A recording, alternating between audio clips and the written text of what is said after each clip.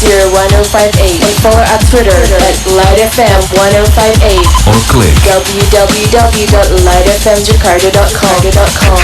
We give you the finest music. Anytime, anywhere. think about it. Yeah, exactly. 105.8. You're entering the slow zone. The best slow hits station 105.8 Light FM.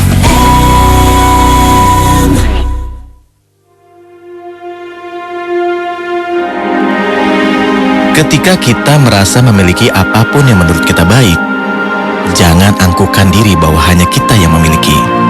Namun, bagikanlah untuk siapa saja agar mereka pun merasa memiliki. Karena dalam hidup hanya ada satu kebahagiaan, yaitu di saat kita mampu untuk berbagi.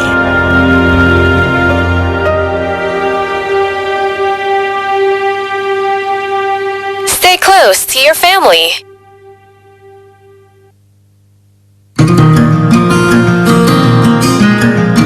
Saatnya Anda mendengarkan Berproses Menuju Kesejatian Diri bersama pemikir spiritual Siwo Agus Hidayat.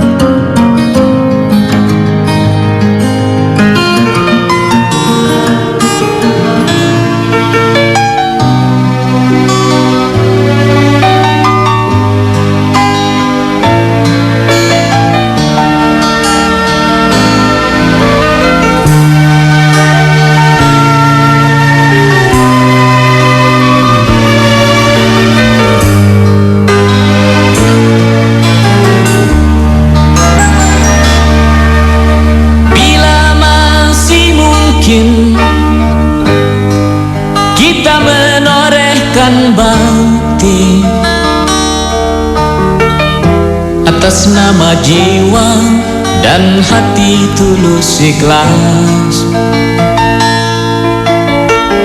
mumpung masih ada kesempatan buat kita mengumpulkan bekal perjalanan abadi. Ho ho ho, du du du du du du.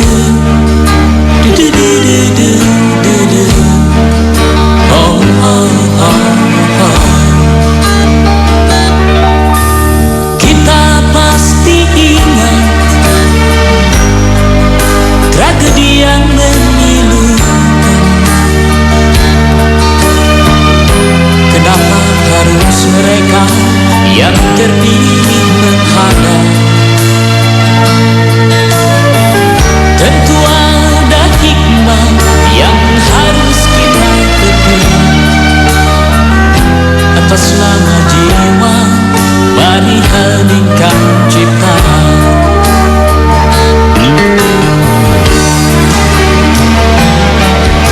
Kita mesti bersyukur bahwa kita masih diberi waktu.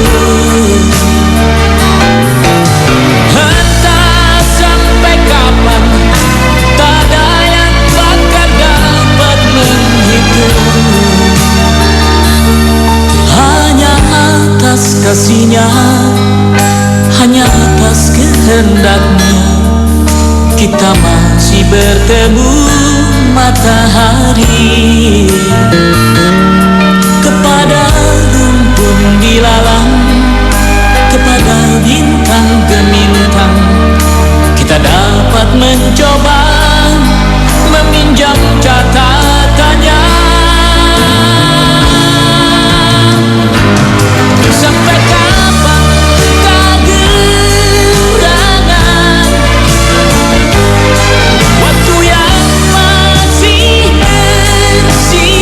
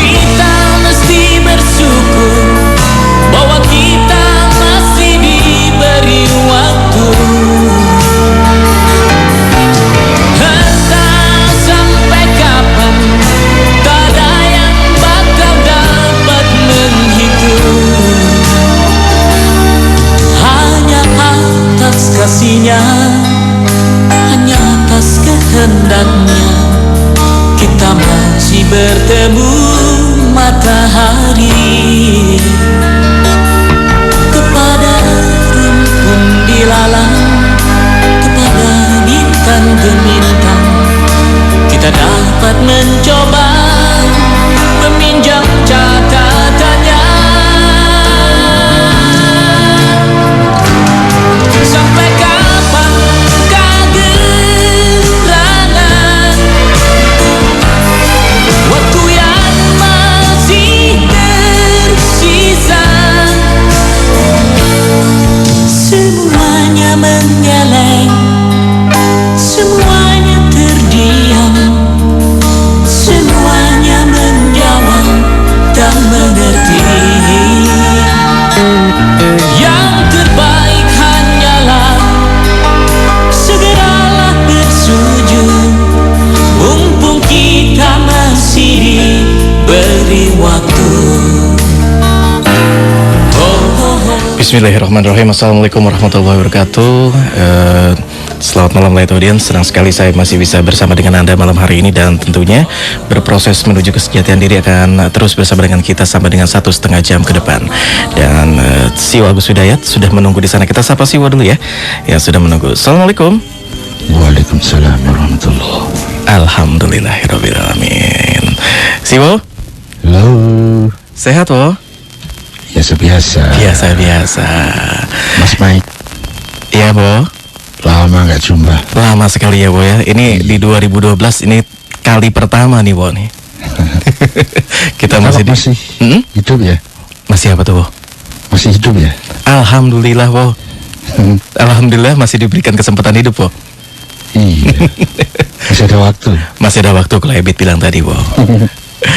Oke Bo, kita mulai saja langsung. Titip salam ya Sama siapa Bo? buat Mas Jason Blue. Waduh, itu salamnya disampaikan melalui doa aja Bo kayaknya Bo.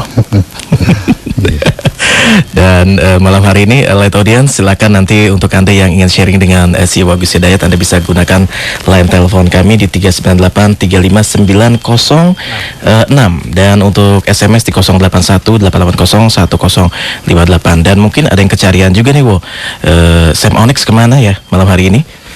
Sam Onyx lagi absen dulu nih Wo ya. Tak pikir pindah ke Senayan ya? Pindah kemana Wo? Senayan. Oh enggak Wo, dia masih di Jakarta. Tapi di belahan mana kita nggak tahu dia terimanya sekarang. Oke Wo, kita terima pertama telepon yang sudah masuk. Ya. Oke, kita terima ya. Halo, assalamualaikum. Halo, assalamualaikum. Waalaikumsalam warahmatullahi wabarakatuh. Dengan siapa di mana Mas? Dengan Sigit di Jakarta Barat. Mas Sigit di Jakarta Barat. Silakan Mas Sigit langsung. Assalamualaikum Pak Siwo. Waalaikumsalam warahmatullahi. Siwo, saya mau bertanya ini mengenai takdir Siwo. Ya. Takdir kan, saya menurut buku yang saya baca, takdir itu 50.000 tahun sebelum penciptaan.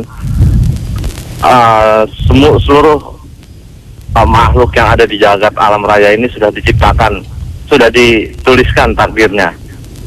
Begitu juga makhluk manusia, takdir baik dan buruknya sudah ditentukan. Nah, pertanyaannya adalah takdir itu apakah bisa dirubah, atau maksudnya dengan usaha ikhtiar kita takdir baik itu bisa kita dapatkan. Mungkin itu saja pertanyaannya untuk sementara ini Siwo. Terima kasih. Mas Sigit, terima kasih. Ya, assalamualaikum. Oke, Mas Sigit di Jakarta Barat. Kita masih terima satu penelpon lagi, Bo? Oh, nanti. Mau kita buka dulu ya pertama ya, satu aja dulu ya. Yeah. Oke, silakan, Bo. Ya.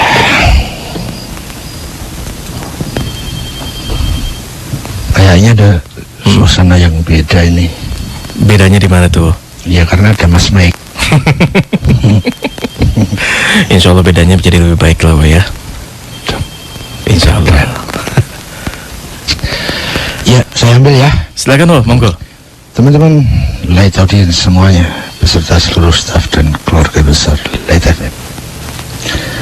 Assalamualaikum warahmatullahi wabarakatuh. Waalaikumsalam warahmatullahi wabarakatuh. Bismillahirrahmanirrahim. Walhamdulillahi rabbil alamin. Sallallahu ala rasulul karim wa alihi tahirin. Wala hawla wala quwata illa billahil aliyul azim.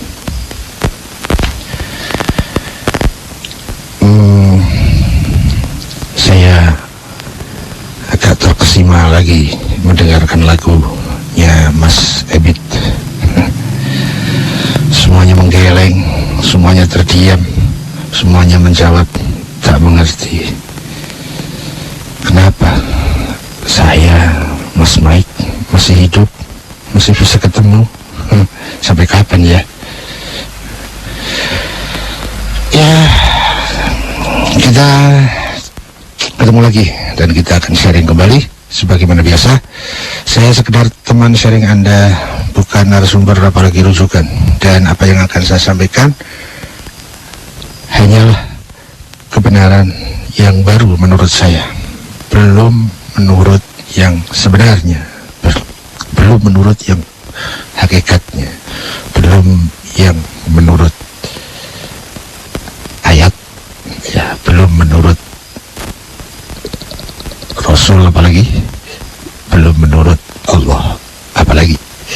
Jadi kebenaran yang akan saya sharingkan, kita perbincangkan, hanya sebatas kebenaran yang baru, sebatas menurut saya.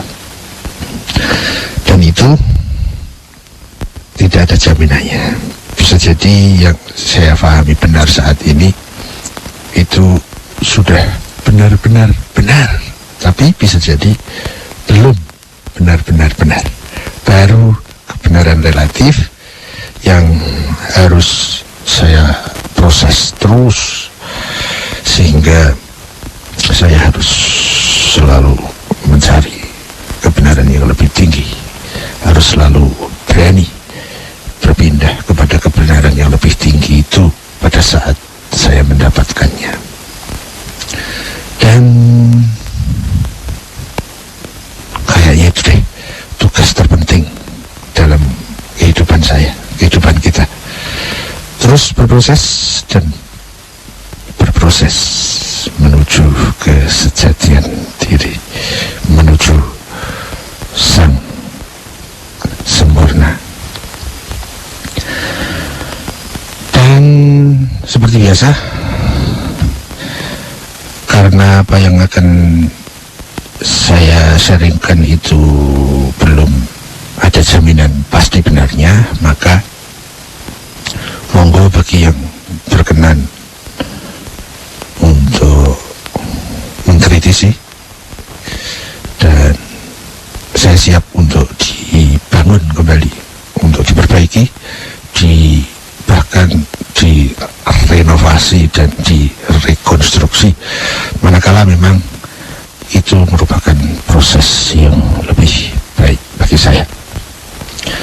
Untuk itu juga, maka mohon jangan tergesa diterima dan mohon jangan tergesa ditolak.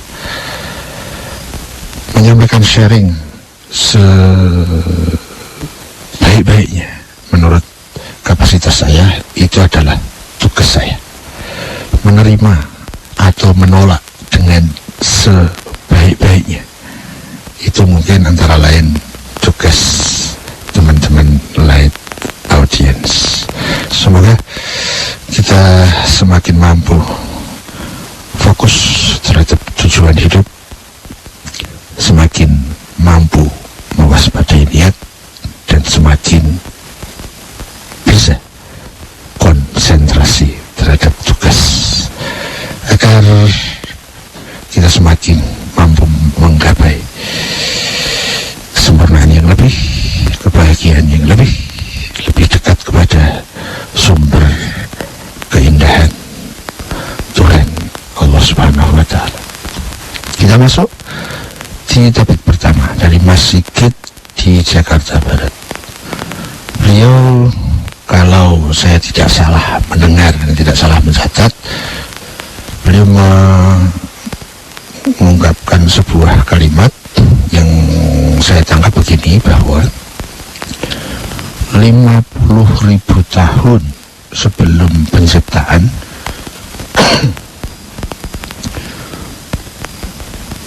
takdir baik dan takdir buruk itu telah ditentukan.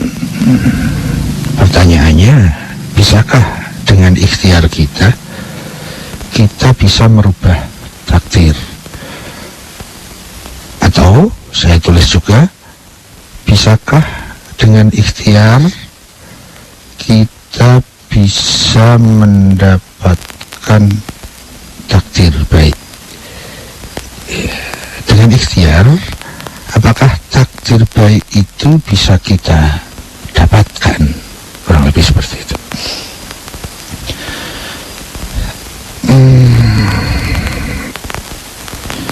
Saya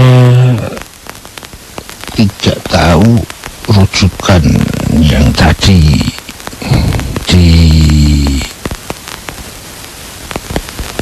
disebutkan oleh Mas Sigit, tapi saya juga tidak membahas rujukan itu. Saya khawatirkan kalau rujukan itu merujuk ke satu hadis misalnya, maka saya harus mundur untuk menanggapinya. Itu yang saya khawatiri. Tapi karena saya tidak membahas kalimat tadi merujuk kemana, maka saya akan melihat kalimat ini. Ya, bahwa 5.000 tahun sebelum penciptaan itu takdir semuanya sudah ditentukan. Saya harus memahami kalimat ini ya. Ya, begini. 50.000 tahun sebelum penciptaan. Pertanyaannya, berarti sebelum ada penciptaan sudah ada waktu, ya kan? Karena disebutkan 50.000 tahun sebelum penciptaan. Bisa kemudian, paling tidak pikiran saya mengatakan, berarti waktu itu lebih dulu dibandingkan semua ciptaan. Karena sebelum penciptaan, bahkan 50.000 tahun tadi disebut, berarti sebelum penciptaan sudah ada tahun. Sebelum penciptaan sudah ada waktu. Ya, kalau ini rujukannya ke hadis, saya nggak berani komentar. Tapi karena tidak disebutkan rujukannya hadis, saya berani mengkritisi kalimat ini. Benarkah bahwa sebelum diciptakan itu sudah ada waktu? Nah, ini pertanyaan agak kritis ya. Meskipun substansi topik yang diangkat sama Mas Sigit bukan itu kayaknya ya, tapi karena kalimat tadi dilantunkan, ya, dan saya melihat ada sesuatu yang tidak proporsional dalam kalimat itu. Sepanjang yang saya tahu, waktu, ruang itu hanya terkait dengan materi, hanya terkait dengan alam cipta materi. Sementara alam cipta itu ada yang non materi. Alam cipta yang non materi itu tidak terbatasi oleh dimensi ruang dan waktu. Yang terkait dengan waktu, sepanjang yang saya tahu, itu hanya alam cipta yang berjenis materi. non fisik, non materi, itu sudah tidak bisa dibatasi oleh ruang dan waktu. Nah, di kalimat tadi itu ada yang, loh, berarti waktu lebih dulu sebelum adanya penciptaan. Nah, ini sajalah, karena saya tergelitik dengan kalimat itu, dan begitulah yang ada dalam pikiran saya. Dia mau komplain dengan kalimat ini, dan saya utarakan komplainnya. Dan kenapa saya komplain? Masa sih sebelum ada ciptaan sudah ada waktu? Ya, tapi karena substansi topiknya bukan di situ, maka ya cukup itu sajalah. Mudah-mudahan bisa ada manfaatnya. Lebih lanjut, ini masih bukan ke substansi topiknya, tapi sangat terkait, bahwa sudah ditentukan takdir baik dan takdir buruk. Saya tergelitik juga dengan kalimat ini. Kan Allah itu maha baik, masa menetapkan keburukan? Gimana ya? Berarti keburukan itu bersumber kepada Tuhan dong. Sementara saya paling tidak dalam pelajaran tauhid diajari bahwa Tuhan Maha Suci, Allah Maha Suci dari kekotoran, dari kekurangan, dari keburukan, karena itu bertentangan dengan kesempurnaan. Bagaimana mungkin Allah yang menetapkan takdir buruk? Allahnya buruk dong. Ya, itu yang kedua. Tapi itu bukan substansi topik yang diangkat oleh Mas Sigit menurut saya. Substansi topiknya ada di kalimat ini. Bisakah dengan ikhtiar takdir baik itu bisa kita dapat? Ya. Selalu saja kalau kita ngobrol tentang takdir itu asik, mengasyikkan, dan menarik minat. Mungkin saya ya, dari dulu sejak kecil saya itu asik kalau ngobrol tentang takdir ini. Dulu sekali saya punya juga pemahaman seperti itu, bahwa takdir baik dan buruk itu Allah yang menetapkan. Bahkan dulu juga saya sering kalau ada hal-hal yang tidak saya inginkan terjadi, itu saya akan bilang, ya memang takdirnya begini, ya memang garis nasibnya seperti ini, ya memang garis tangannya begini. Saya sudah berusaha semaksimal mungkin, tapi Tuhan jualah yang menentukan. Kalimat itu mungkin benar, tetapi pemahaman saya salah.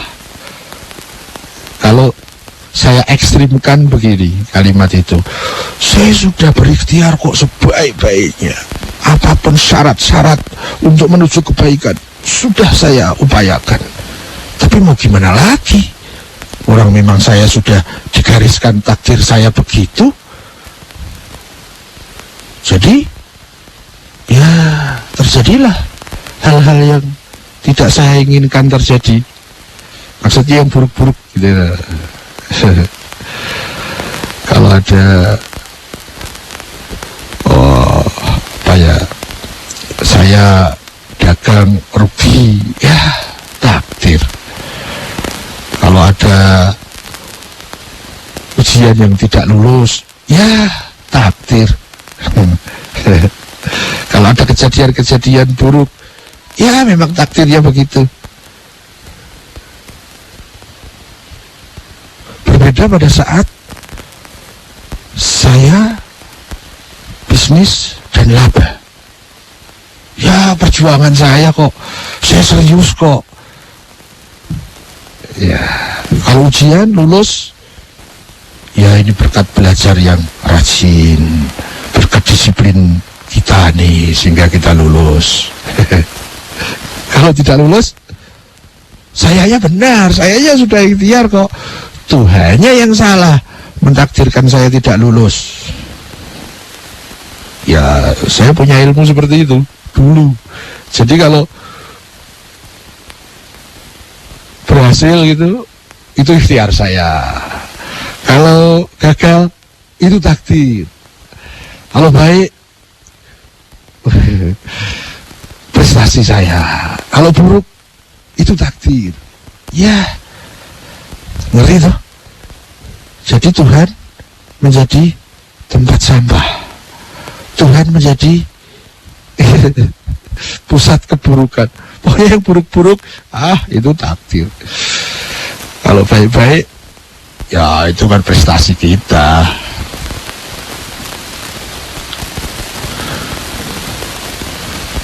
Namun setelah ada proses-proses, terus belajar, diskusi, merenung, tafakur, dan lain-lain,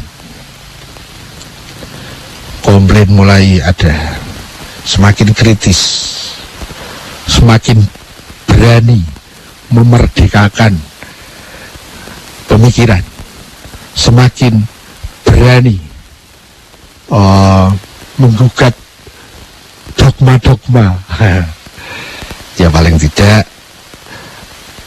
hingga sekarang ini ilmu-ilmu tadi sudah saya tinggal, saya revisi dengan ilmu-ilmu yang baru yang menurut saya lebih bermutu.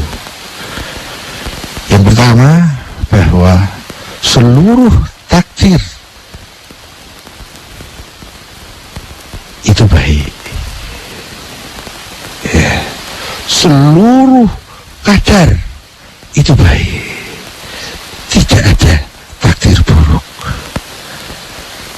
Seluruh yang dari Allah pasti baik. Lalu keburukan dari mana? Keburukan terjadi pada saat kita bersikap tidak proporsional, memahami sesuatu tidak sebagaimana adanya, menfungsikan sesuatu tidak sebagaimana mestinya, sehingga terjadilah tidak proporsional. Tidak proporsional itu yang disebut buruk.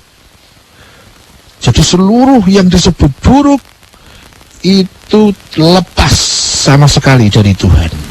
Tapi itu akibat kita, saya, Anda, siapapun yang tidak proporsional, menempatkan sesuatu tidak pada tempatnya, menfungsikan sesuatu tidak sebagaimana mestinya,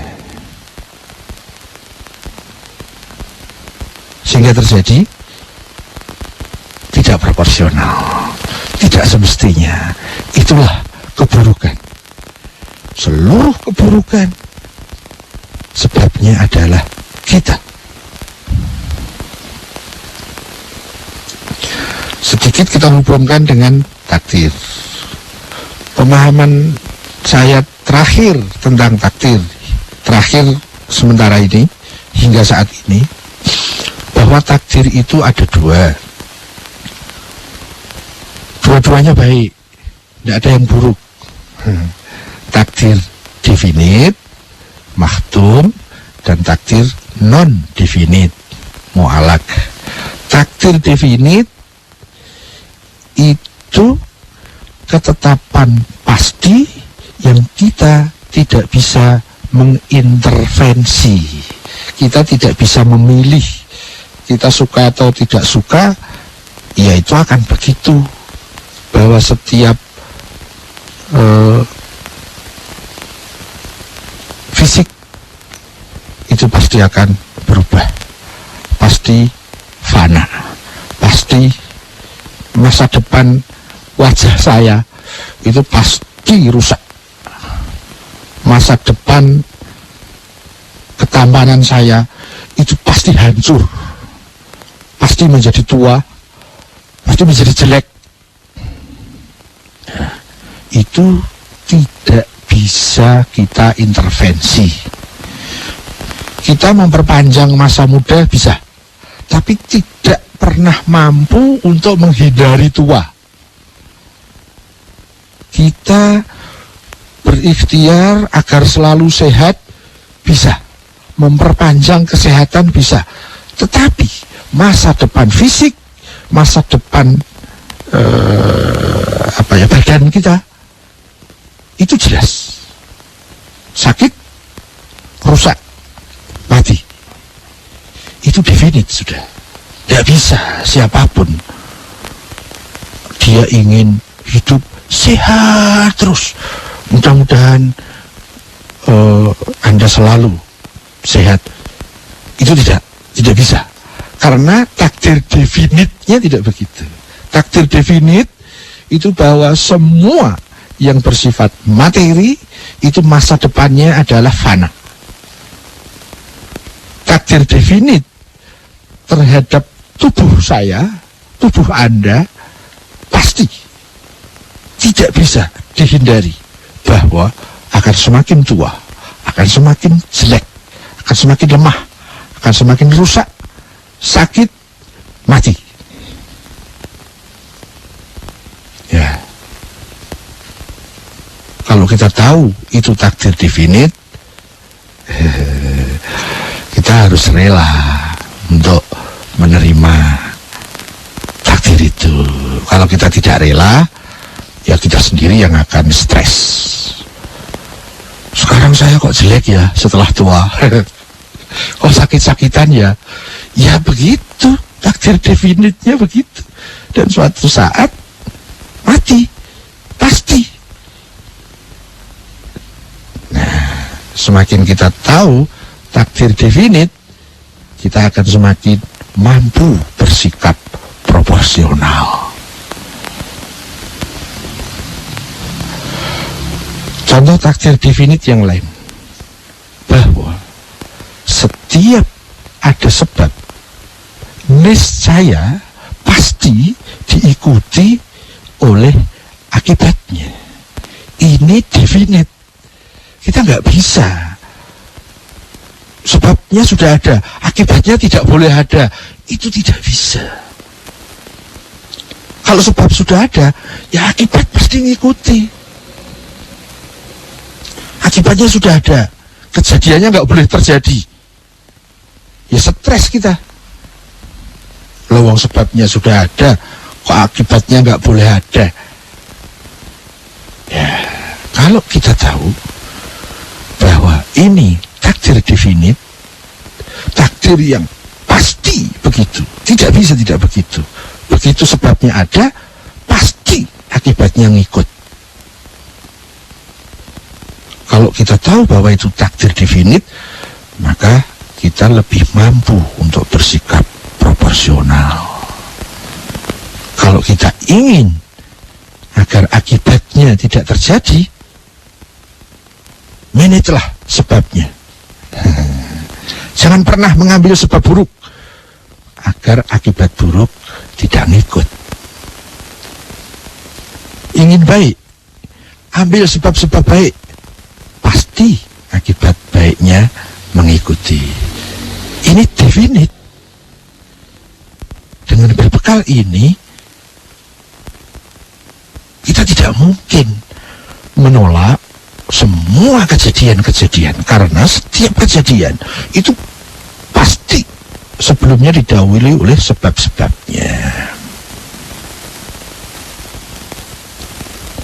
Dengan kita mengenal takdir definit, kita lebih mampu bersikap proporsional. Bahwa suatu saat saya akan sakit, bahwa suatu saat anak kita akan sakit, suatu saat istri kita akan sakit, suatu saat istri kita akan mati, suatu saat anak kita juga akan mati. Anak kita yang cantik-cantik, yang tampan-tampan, suatu saat dia akan jelek banget, meot. Sehingga kita proporsional dalam bersikap. Ya, sehingga nanti istrinya mati stres, suaminya mati stres, anaknya mati stres, kita nggak rela. Loh. Ini takdir definite. Kalau sebabnya sudah ada, akibatnya ngikut. Loh, sebabnya sudah ada, ya pasti dia mati lah. Orang sebab kematiannya sudah ada. Aneh. Sebabnya ada, akibatnya kita nggak rela. Ya kita sendiri menentang takdir definite. Kitalah yang stres, kita yang rugi. Ya, semakin kita paham takdir mana saja yang masuk pada kategori takdir definite, semakin kita mengerti dan proporsional dalam bersikap. Sikap hati, sikap fikir, dan sikap indera dan fisik kita. Sehingga kita tidak mudah diombang-ambing oleh kejadian. Semakin kita memahami takdir definite, semakin kita mampu menyesuaikan diri. Ya, tentu akibatnya akan semakin tenang, semakin tentram, semakin biasa-biasa saja. Ada pujian, biasa-biasa saja. Ada celaan, biasa-biasa saja. Ada musibah, biasa-biasa saja. Ada yang meninggal dunia, biasa-biasa saja. Ada gempa, biasa-biasa saja. Ada tsunami, biasa-biasa saja. Ya begitu kira-kira. Itu terkait dengan takdir definite. Kemudian ada satu lagi kategori takdir, yaitu takdir non-definite, takdir yang mu'alak, takdir yang kita bisa mengintervensi, takdir yang kita bisa memilih, takdir yang kita bisa memanage.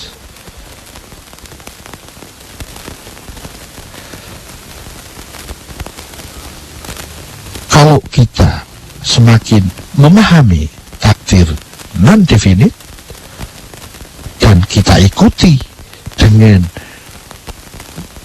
memilih yang benar, maka tidak ada keburukan pada diri kita.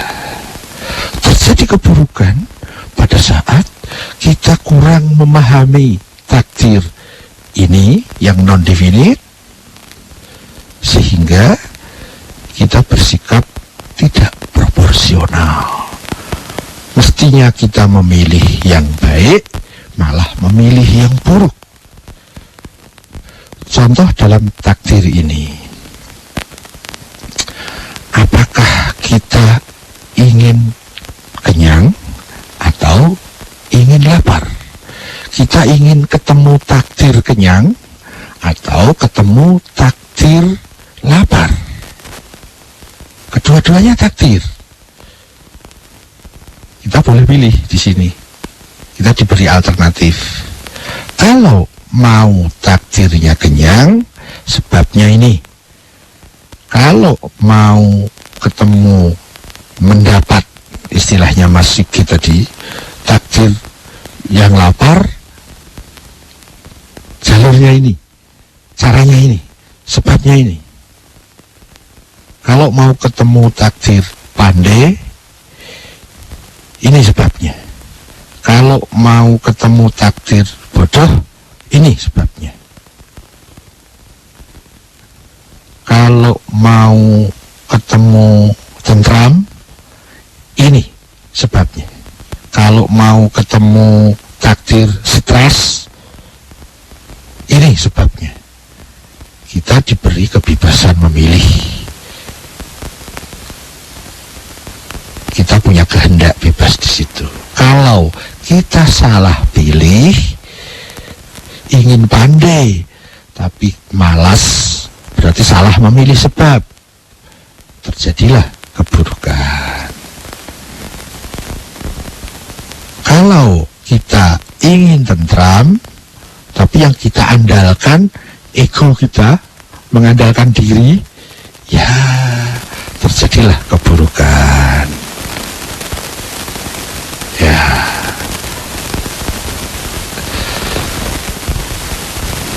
Di situ ada tergelar kadar-kadar, ukuran-ukuran, takdir-takdir. Yang ini akan membawa takdir ini, yang itu akan menuju takdir itu. Kita diberi kehendak bebas, kebebasan memilih. Semakin kita mampu memahami takdir ini lebih luas, maka semakin mudah kita hidup, semakin mudah kita memilih mana yang harus saya ambil, mana yang tidak harus saya ambil. Terkait dengan takdir ini, takdir yang non-definite, takdir yang mu'alak, karena kita bebas memilih, maka kita juga harus bertanggung jawab. Beda dengan takdir yang non-definite, kita tidak dibebani tanggung jawab, karena kita tidak punya kebebasan memilih dalam takdir itu. Bahwa kita semua pasti tua. Kita tidak akan dimintai pertanggungjawaban. Kenapa kamu tua? Tidak. Tapi terhadap takdir yang non-definite, takdir yang kita bebas memilih, pasti kita akan dimintai pertanggungjawaban. Kamu kan bisa rajin, kenapa malas? Kamu kan bisa memilih yang baik, kenapa mengambil yang buruk? Ya, kamu kan bisa jujur, kenapa bohong? Kamu kan bisa untuk tidak korupsi, kenapa korupsi? Kamu kan bisa untuk memilih makan singkong, kenapa malah minum narkoba? Kamu kan bisa untuk mendahulukan tauhid, lah kenapa kamu malah memanjakan ego? Dan seterusnya, dan seterusnya.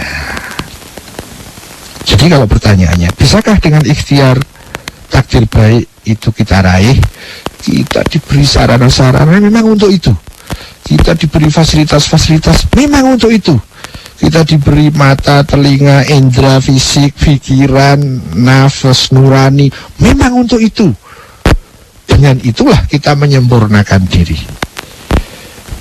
Seyogianya, jangan pernah mengambil sebab-sebab, maka keburukan tidak akan mengikuti.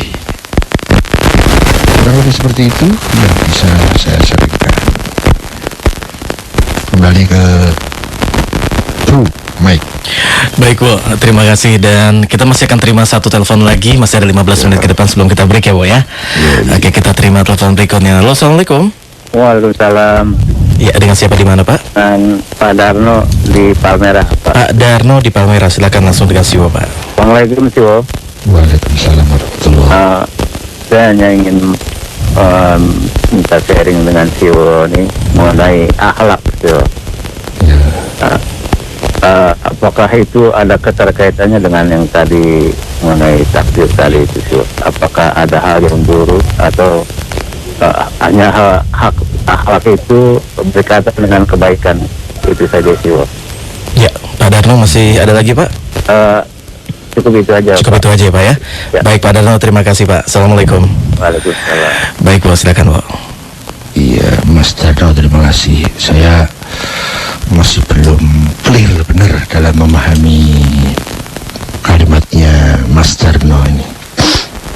Namun substansinya bisa saya tangkap, yaitu permasalahan akhlak. Yang saya garis bawahi pertama adalah tentang definisi akhlak. Apakah akhlak itu?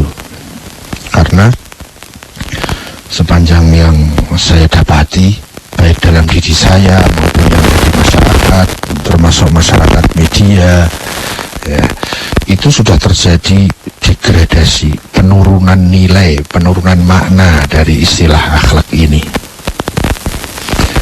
Bahkan ada yang menyamakan akhlak itu dengan etika, akhlak itu dengan sopan santun misalnya. Nah, dulu saya juga begitu pemahaman saya. Namun sekarang ini beda. Gak tahu nanti mungkin ada revisi lagi. Sepanjang yang saya tahu, akhlak itu benang merah yang menghubungkan antara makhluk dengan al-khaliq. Benang merah itu namanya akhlak. Jadi di sana ada 3 unsur yang disebut akhlak. Kalau tidak memenuhi 3 unsur itu tidak bisa disebut akhlak. Unsur pertama adalah spiritual kita. Unsur kedua adalah Tuhan. Unsur ketiga adalah hubungan antara spiritual saya dengan Tuhan. Jadi pada saat spiritual saya terhubung dengan Tuhan, itulah akhlak. Pada saat hanya saya tidak terhubung dengan Tuhan, tidak bisa disebut akhlak. Orang yang ramah tamah, murah senyum, apakah itu akhlak? Bukan. Sopan santun mungkin, etika mungkin, tapi akhlak bukan, karena dirinya tidak terhubung dengan Tuhan. Kecuali kalau senyumnya itu bismillah, ya senyum itu akhlak. Diamnya bismillah, diam itu akhlak. Ya. Maka basic dari definisi ini tidak ada keburukan, sehingga istilah akhlak buruk itu tidak ada. Setiap akhlak pasti baik, meskipun kebaikannya bisa bertingkat-tingkat. Ada akhlak baik, ada akhlak sangat baik, ada akhlak yang paling baik, misalnya gitu ya. Ada akhlak yang kelas terbaik, itu disebut dengan makarimul akhlak, akhlak yang karim.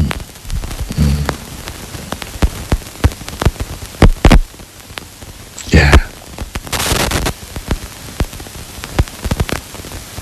beda dengan sopan santun, etika. Sopan santun itu adalah satu nilai, sebuah kesepakatan sosial yang terkait dengan komunitas tertentu, sehingga etika di sini bisa berbeda dengan etika di sana. Sopan santun itu juga salah satu nilai yang terbentuk dari kesepakatan sosial masyarakatnya, sehingga sopan santun di sini bisa berbeda dengan sopan santun di sana. Bagaimana etika makan di sini dengan di daerah sana bisa berbeda. Bagaimana etika pergaulan ya di masyarakat sini dengan masyarakat sana bisa berbeda. Karena memang sopan santun dan etika itu terbentuk dari dinamika sosial, nilai-nilai yang kemudian disepakati oleh komunitas itu. Ada etika kedokteran, ada etika insinyur, ada etika keprajuritan, misalnya ada etika ekonomi, ada etika politik, dan lain-lain. Akhlak di mana-mana sama. Pada saat pribadi seseorang dia terhubung dengan pusat dirinya, yang menjadi Tuhan dirinya. Pribadi itu terikat dengan benang merah menuju Tuhannya. Itulah akhlak. Bicaranya bisa akhlak, diamnya bisa akhlak, berdirinya bisa akhlak, duduknya, tidurnya bisa akhlak, berkeluarganya bisa akhlak, bertetangga bisa akhlak, berpolitik, berekonomi, berbudaya, semua bisa menjadi akhlak pada saat ada 3 unsur. Penghamba, dia terikat dengan tali kepada Tuhannya. Makhluk, akhlak, kholik. Nah, dengan definisi itu, maka kita bisa hubungkan dengan kalimatnya Mas Darno tadi. Ya, apakah akhlak itu ada keterkaitannya dengan takdir? Ya, kalau takdir itu yang dibahas adalah semua ukuran-ukuran yang ada, semua kadar-kadar yang ada. Setiap sesuatu itu punya kadar masing-masingnya. Dan di dunia fisik ada kadar-kadarnya, di dunia non-fisik ada kadar-kadarnya. Seluruhnya itu yang menentukan kadar-kadarnya adalah Tuhan. Tuhan adalah Al-Qadir, Maha mentakdirkan, Maha menentukan, Maha memberikan kadar-kadar. Secara global kemudian dibagi menjadi 2. Kadar-kadar yang kita tidak bisa intervensi, tapi ada kadar-kadar yang kita diberi kebebasan memilih dengan tanggung jawab.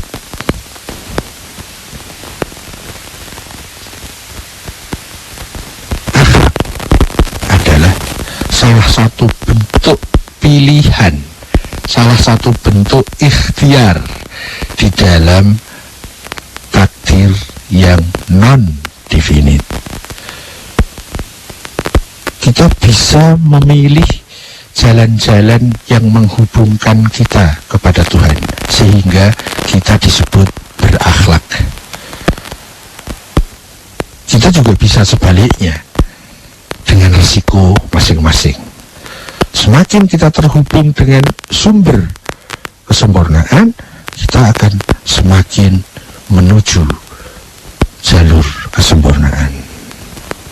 Semakin kita dikuasai oleh Tuhan, semakin kita akan berakhlak. Semakin kita dikuasai oleh ego, semakin kita akan jauh dari akhlak. Karena akhlak itu pusatnya ada pada Al-Khaliq. Kalau tidak berpusat kepada Khaliq, tidak bisa, tidak terkait dengan akhlak. Ya, mungkin tampak empiris perbuatan fisik itu bisa sama antara orang yang berakhlak dengan tidak berakhlak. Sama-sama dermawan misalnya, tapi bisa jadi dermawan yang satu itu berpusat pada egonya. Dia punya kepentingan diri agar harga dirinya naik, agar prestisnya naik, agar banyak teman, agar dihormati orang, dan lain-lain. Berarti dermawan di situ bukan akhlak, karena pusatnya bukan Tuhan, pusatnya bukan Khaliq, tapi yang menjadi pusat adalah diri kita. Agar saya dihormati, agar prestis saya naik, agar harga diri saya naik. Jadi yang menjadi pusat adalah dirinya. Dan itu bukan akhlak. Akhlak pusatnya ada pada Khaliq, Tuhan. Nanti ada kalimat yang menyatakan bahwa seluruh peri hidup Rasulullah Shallallahu Alaihi Wasallam itu adalah akhlak. Dikatakan kalimat yang lain misalnya begini, akhlak beliau adalah akhlak Al-Quran. Ya, jadi seluruh perihidupnya, diam bergeraknya, damai perangnya, semuanya adalah akhlak. Karena semuanya berpusat kepada Tuhan. Karena Tuhan memang sudah menjadi Tuhan bagi dirinya. Tuhanlah yang bertahta dalam pribadi beliau. Tuhanlah yang bersemayam di dalam pribadi beliau. Tuhanlah yang menjadi supremasi kehidupan dalam diri beliau. Tuhanlah yang menjadi rujukan seluruh kehendak-kehendak beliau. Tuhanlah tempat kembali dari seluruh perihidup beliau. Sehingga seluruh perihidupnya adalah akhlak.